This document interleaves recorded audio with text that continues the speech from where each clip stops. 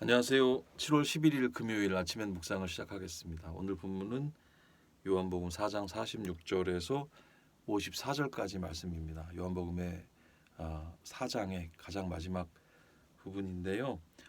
이 본문을 먼저 좀 읽으시고 함께 하시면 좋겠습니다.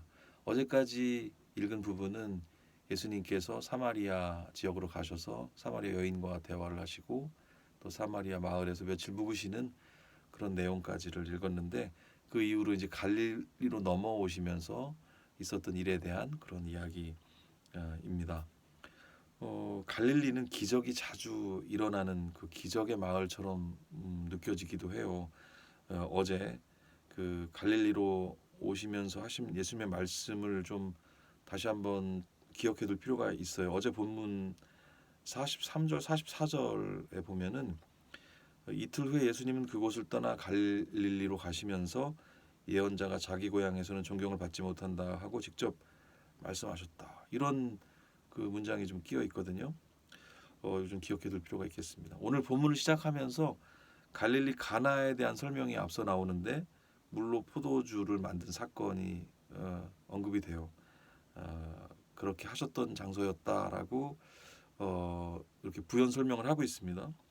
그리고 오늘 두 번째 기적을 거기서 또 베풀어 주세요.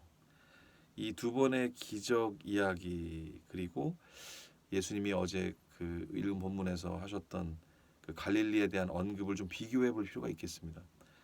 존경을 받지 못했던 장소 갈릴리, 그리고 또 두 번의 기적, 이것이 어떻게 연결이 될까요? 예수님의 말씀을 한번 다시 살펴볼 필요가 있는데, 요한복음 4장 48절 49절 말씀 오늘 본문에서 좀 보겠습니다. 그때 예수님이 그에게 너희가 기적과 신기한 일을 보지 않고는 쉽게 믿지 않을 것이다 하고 말씀하시자, 그는 예수님께 주님, 제 아이가 죽기 전에 어서 내려와 주십시오 하고 간청하였다. 이렇게 되어 있습니다. 왕의 신하의 아들이 아파서 예수님을 찾아온 그 어떤 상황이죠. 갈릴리 사람들은 순전하게 그 예수님을 믿지 않았습니다. 기적, 신기한 일을 봐야 간신히 믿는 사람들이었던 거죠. 물론 예수님은 그 사람들의 요구와 그들이 그 어떤 요청을 물론 그 사람들이 원하는 방식으로는 아니었지만 들어주셨어요. 그러나 보다 본질적인 치유와 변화를 이끌어내셨다, 이렇게 또 볼 수가 있는데요. 신앙의 본질에 대해서 생각을 좀 해볼 필요가 있겠죠. 기적, 신기한 일이 신앙의 본질일까요?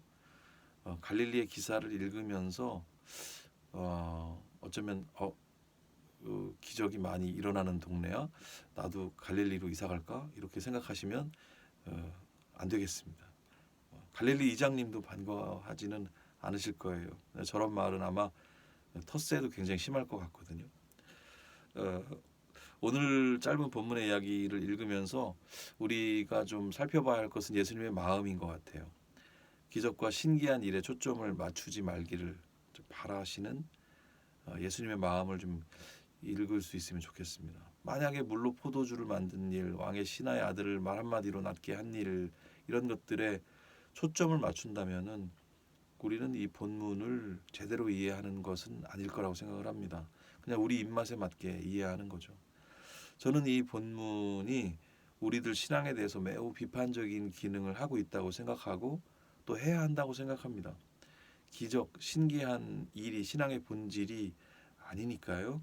물론 신앙 안에 이런 놀라운 그 치유와 변화가 있는 게 사실이지만 거기에 초점을 맞춘 신앙을 가지면 안 된다는 말씀을 예수님께서 넌지시 해주고 계시는 것으로 보입니다.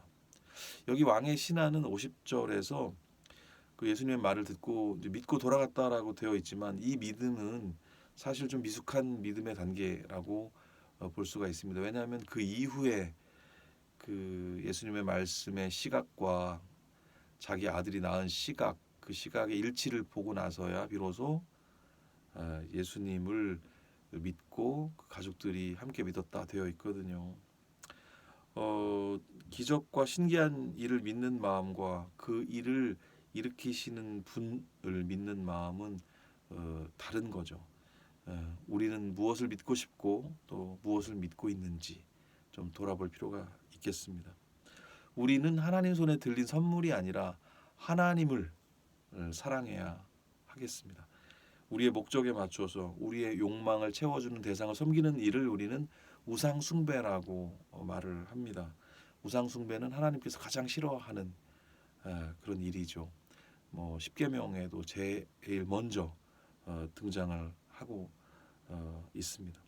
우리가 입으로는 하나님을 섬긴다라고 하면서 사실상 자신의 욕망을 채워주는 우상을 섬기는 일이 있을 수 있다는 사실을 생각하고 진짜 신앙의 삶을 살아가시는 모든 분들 되셨으면 참 좋겠습니다.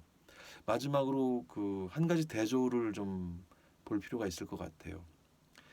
사마리아인들과 또 갈릴리 사람들의 대조. 그 사실 그 4장 안에 그 두 대조가 보이고 있거든요.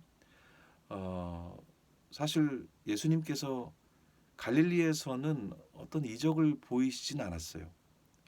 그런데 어제 읽었던 그 본문에서 거기 사람들의 말을 좀 한번 확인해 볼 필요가 있습니다. 그 41절 42절인데요. 예수님의 말씀을 듣고 더 많은 사람이 믿게 되었다.